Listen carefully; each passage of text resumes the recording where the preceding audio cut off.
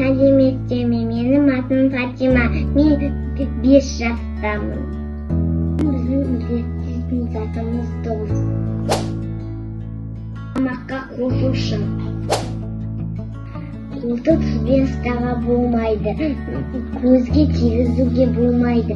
Қолда жара болса, қолды ұстауға болмайды. Ал енді біз тәжірибемізді бастайық. Тұздың түсі ақ. Қантқа, қарға, ұнға, шетелге. Біз тұздың қаткенін, жұмсақкенін көрейік.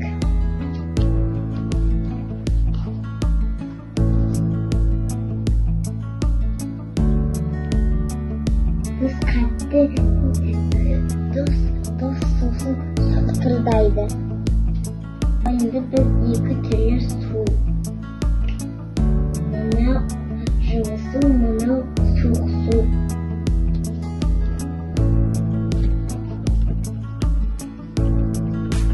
Жылы суда тұз сезіледі.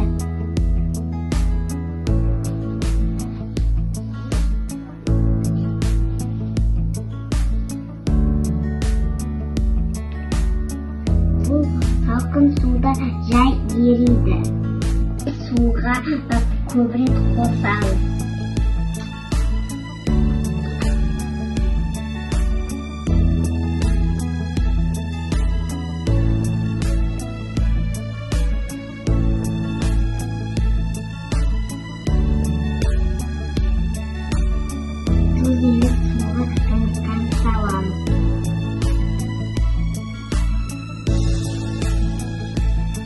Енді біз тұзды суға жұмыстан саламыз.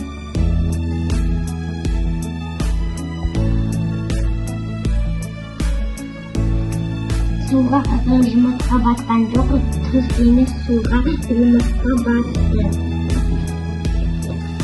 Ал бүгін менің тәжірибемде